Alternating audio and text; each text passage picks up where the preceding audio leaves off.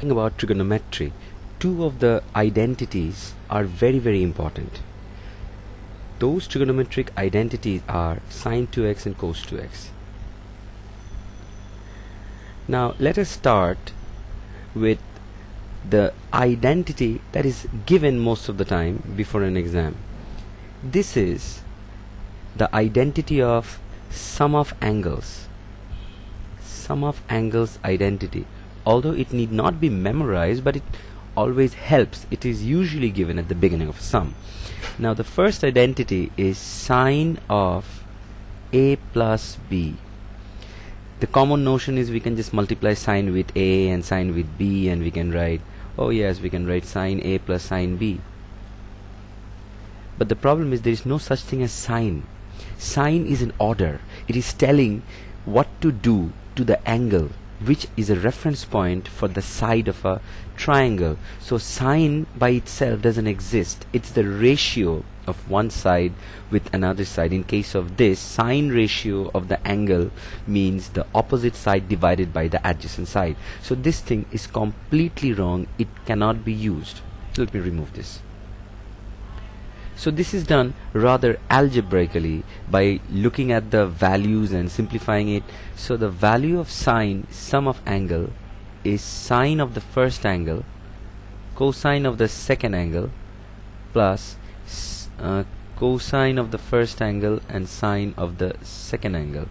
So this is sine a plus b. Similarly, if it was sine a minus b, it would be the same thing, sine of the first angle cosine of the second angle. Since there is a minus, there is going to be a minus, cosine of the first angle sine of the second angle. So this is how it's going to work. Now the same thing holds true for cosine sum of angles. If you have cosine of sum of angles, it is cosine of the first angle cosine of the second angle. Now here, since this is added together by algebra, this is negative, so this would be sine of the first angle with sine of the second angle. And in case of negative angle, negative of the angles a minus b, it would be cos minus, so here will be plus, and it will be sine. So this is usually given almost without exception, so it's not a problem if you don't remember it. Now the identity that needs to be it's very helpful if you memorize is this identity. Sine of twice x, also called as the double angle, is 2 sine x cos x, and cos double angle is actually cos square x minus sine square x, but using the basic trigonometric identities, which is sine square plus cos square is 1, and rearranging it, we can write two versions of this. Starting from here, one is 1 minus 2 sine squared x, and the other one is 2 cos squared x minus 1. So starting from this one, we can actually get this 2 from here. Okay, now the first question is, how do we prove it? So in the exam, a question might be, using sine a plus b, prove that sine 2x is identical to 2 sine x cos x. Okay, now the proof.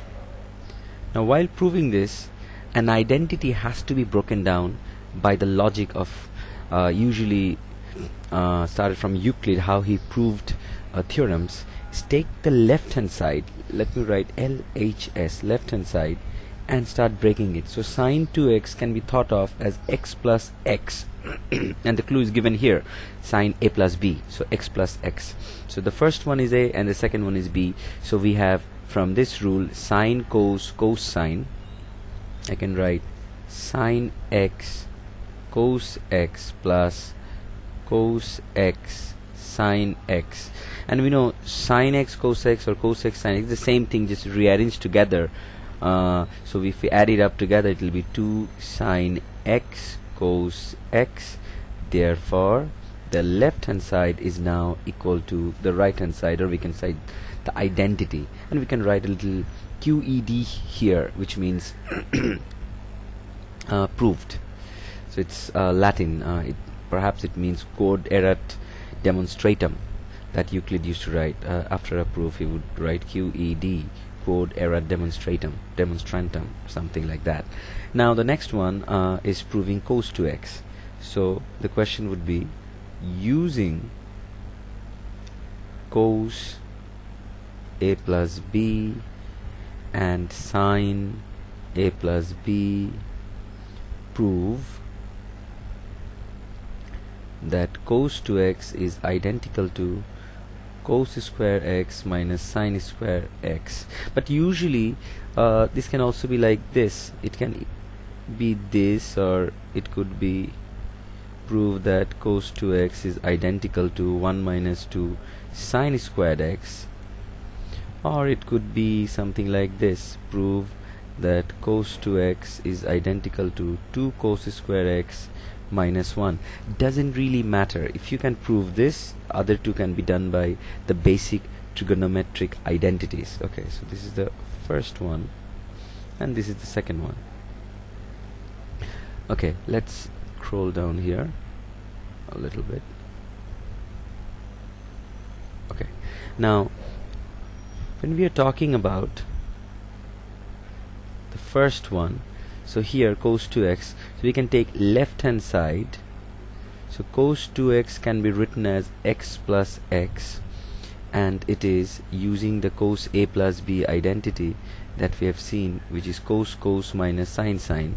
So we can write cos x cos a into cos x, which is cos b. So here is a plus here, we have to write minus here. So sine x into sine b, so which is quite simply cos square x minus sine square x. So therefore left hand side equal to right hand side. Now in doing number 2, cos square x is identical to 1 minus sine square x, which is, these two are more common. The first one is not that common. These two are more common. In order to do that, so what we do, we do the whole thing. We write left hand side, start from the beginning. Cos 2x is x plus x, so we write cos x minus sine x, and we write cos square x minus sine square x.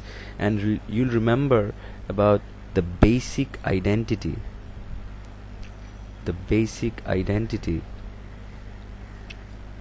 which says sine square of an angle plus cos square of an angle is identical to 1. Look, I'm not writing the 3 line all the time. That's fine, that's completely fine, but the 3 line means identity. So from here we know that cos square can be expressed as, if you send the sine square to the other side, 1 minus sine squared x, and similarly sine squared can be expressed as 1 minus cos squared x. Now what we want to do here is we want to express our answer as 1 minus sine square x. So we have to get rid of this cos square x, and we can use that identity as 1 minus sine squared x, and we have minus sine squared x. Now if we remove the bracket, it will be 1 minus sine squared x minus sine squared x, it will be 1 minus 2 sine squared x. So therefore the left hand side is now equal to the right hand side, and we have proved QED, proved. So these two sums are extremely important. I'm not doing this one because this one we come up to here, and instead of sine square x we write 1 minus cos square x, and it would be 2 cos square x minus 1 is the same. So this identity is extremely important for trigonometric identities. It's, you might say, it's the beginning of trigonometric identities. So any trigonometric identities that is done, it has to start with this one. This is given. Now after doing this, the next sums can be based on sine thrice x, cos thrice x, sine 4x, cos 4x. So starting from these identities, other identities can be done. In the next lecture we can look at some actual examples of identities, but before that I want to talk about a little about expressing these things, these identities. Now you will see that I have used sine square x, cos square x, and sometimes it might be confusing what it is. A little note on that. Sine x multiplied by sine x is denoted as sine squared x. It has nothing to do with the angle. Sine ratio of the angle x, this should be the complete term. So whenever sine x is multiplied with sine x, some people might mistake it as sine x squared. No, the angle cannot be changed because the angle is the same. So this is wrong. It is not the angle that is being multiplied. Even sine cubed means sine x multiplied by sine x multiplied by sine x. It is completely different to sine x cubed, which means sine ratio of the angle, which is x cubed. So this is important to remember how the square of a sine is expressed.